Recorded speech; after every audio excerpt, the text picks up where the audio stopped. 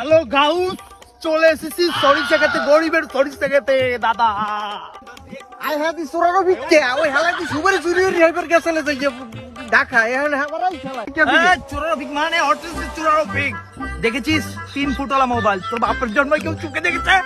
পাটার গোবাটা তুই কি কর, তুই সুপারি চুরি করে হেবার গেছলে ঢাকা, তুই এবার কথা বড় বড় বড় হলার বলে একা তুই কি কথা ভাই? তুই আমার সম্বন্ধে জানিস? তোর কোনো ধারণা আছে? আমি ঢাকায় থাকি, গার্মেন্টস এর সুপারভাইজার আমি। সালা আমার আন্ডার 300 শ্রমিক কাজ করে। আমি ঢাকায় সিএনজি তে চলাফেরা করি, নো রিস্ক অ্যালাউ। তুই আমার সাথে পাঙ্গানিস জানিস কিসে চুরি করেছিস? আমার আন্ডার হাজার হাজার লোক কাজ করে। Understand, your better understand. আমি এখান থেকে যাবো, আমাকে পিছন করে ডাক দিবি না সালা গরিব চোরলোক। পাটার ফোপাটা তুই কি কর, আমাকে কাছে সুগরি বেচছে এবার তুই গেছিলি তোরে তো তুই যে সুগরি গেছে উঠছিলি তোর তো পিঠেই ছেলে বাবার পিডিয়ান পিডিয়ান খাইয়ে তুই ঢাকা যাই ওর সালা বেলা তুই এবার গার্মেন্টস সবই তুই আনবি কি কারণ জানি সব গেছে আগে, এখন না যুগ পাল্টাইছে, আধুনিক মডেল।